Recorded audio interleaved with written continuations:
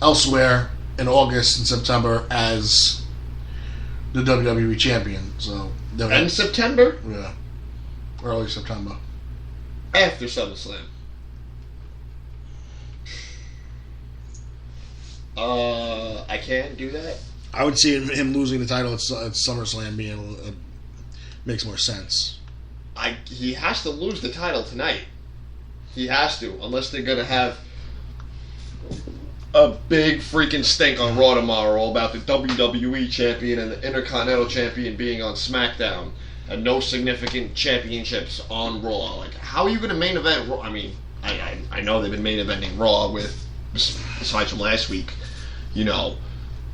crappy main events, but sometimes you don't even get a main event.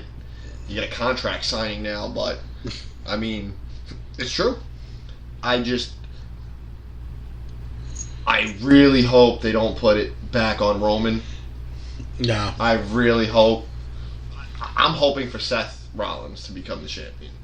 That's what I'm hoping for. You're taking Seth Rollins? That's what I'm going to go with. I'm going to go with Seth, but God, I hope Dean Ambrose wins if Seth doesn't. Yeah, I think it's going to be Dean.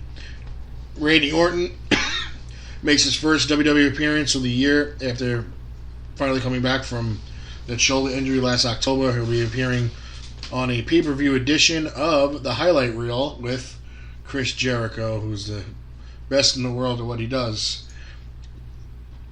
What do you see coming out of this? Do you see Brock Lesnar coming out? I think you see Brock Lesnar coming out, but I think before that, I see Chris Jericho calling Randy Orton a stupid idiot for even getting in the ring with Brock Lesnar, and then RKO out of nowhere. And then Lesnar comes down. I don't think Lesnar's gonna. I think Lesnar would be a Raw appearance because he is part of Raw. Could be. I could see like a stare down tonight. Like he comes down. I just don't see him being there. If he's not wrestling, I just don't see him being there. Especially that's it. And if it was like near his home, Plus, that would take a lot away from the the return of I can see it. I can see it tomorrow. Both of them are on SmackDown, so I can see it tomorrow. So maybe Miz has a show, or Dean Ambrose has the Insane Asylum. Who knows? He's a traveling circus. Let's see the official betting odds: Rusev versus Zack Ryder. Rusev is 1,000 to 500. He's basically a 2-1. Yeah, that's pretty bad. So the Wyatt family has a little bit of an edge over the New Day. Darren Young versus The Miz. The Miz is at 100 to 1. It's about It's about 3. It's about 3 to 2. Sami Zayn versus Kevin Owens.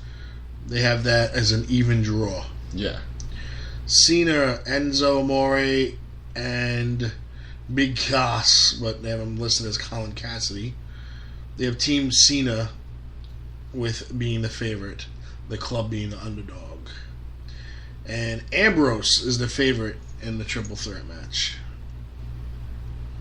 Understandably so, because we normally don't see the WWE Championship change on any pay-per-view, but the Rumble, WrestleMania, SummerSlam, or Survivor Series, but we don't even get Survivor Series changes anymore, so... I would just really, really love for Survivor Series to go back to how they used to be 5-on-5, single-man elimination team matches. The whole show. Yeah. The whole show. Not just one match. All the matches. Yeah. You could still have your title matches. You have 4 single elimination 5-on-5s and 3 title matches, or 4 if you don't want to do you don't want to put the women's title in the Survivor Series. You don't want to put the women's champion in a Survivor Series match. Why not? I think the last time they had something good was when they had the whole invasion storyline, and that was a long time ago. Yeah, but I think that's the last time they had a really good Survivor Series. There's a lot of things right now I think they can do, and I don't know why they don't do it. I personally think that they need to have a women's Money in the Bank ladder match. I just think that I think that they think that there's too much risk in that with the women. So lower the belt a little bit. Don't use 20-foot ladders. Use an 8-foot ladder? Use an 8-foot ladder. But then that takes away from the match. Still can use the ladder for what you need to get. The belt is 15 feet in the air. You still need 8-foot ladder, and each of those girls are about 5'3". Right, but you got to also remember, we see tables and chairs in these matches as well. Well, then you're not going to see that in these matches. You gotta make it entertaining, and then you want that same aura with the Money in the Bank contract with a girl coming out holding it that could cash it in at any time. To have it, anytime you hear that music hit, they could be cashing it in. You know, the dents in the freaking briefcase. You know, all the storylines that go around the briefcase. It can work with the women. Yeah, but I think they're going to need a couple of more, acrobatic women. Like Eva Marie is not going to be in a Money in the Bank ladder match. So you don't put her in it. You know, you're trying to tell me you got Charlotte. You got Charlotte, Becky, Sasha, Paige, Naomi, Alicia Fox, Nia Jax, Carmella. I mean, with this new talent, yeah, but they gotta have to wait a whole Natalia, soon to be Bailey. That's 10 girls right there. Yeah, but you gotta remember, dude. You only need 3 or 4 of them. 3 of them just got called up, and so now you got 7. Yeah, but Natalia's not gonna be in a match like that. Forget it. I cannot see her falling off the ladder, taking a bump, and being okay. I just can't. Then as women, you can't complain that you're not getting equal treatment than men. You can't complain, because that would be great for entertainment value. I think it would be great too, but I mean, it's bad enough that if there's a women's battle royal, it's over the top or middle rope elimination. I'm like, oh, really? That takes away from it. Right, the whole point of it being a battle royal. That's why nobody wants to watch them. Rules are rules, right? So, I want to see women cage matches. They don't like the bloodshed. Remember, you don't need to do blood in a bed. Cages. Well, you see a lot. It keeps the riffraff out. And they were divas, dude. There was a long period of time we went from a women's champion to a divas champion and back to a women's champion. So why can't we have a women's champion that actually wrestles hardcore? We can. I'm not talking about ECW, but I'm talking about 1970s and 1980s where, Sherry Martel and Moolah and Mae Young and all those, Wendy Richter and Rockin' Robin and Medusa, all these girls were getting down and they were actually, wrestling. Because it's not about the wrestling. It's still about looking good in the ring.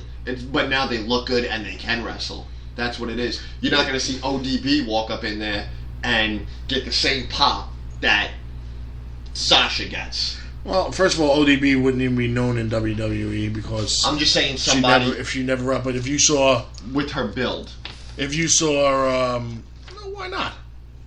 What do you mean? Why not? Because that doesn't appeal to the eye. Nia Jax is a monster. These girls do. She's a monster. I'd like to see Nia Jax. I'd like to see what she can do. She's a monster on the main roster. And you got to see how the fans take to them too, because the fans make you. They do. Yep, they also break you, so you can say goodbye to Eva Marie because they're basically Eva Marie's the female Roman Reigns. Mm-hmm. They're gonna stuff it down our throat, mm-hmm. and we're gonna have to deal with it. So, they made Daniel Bryan. Yep, they did. They had to rewrite the whole storyline for that man. Yep, they did. The WWE Universe wanted to be heard, and they were. So.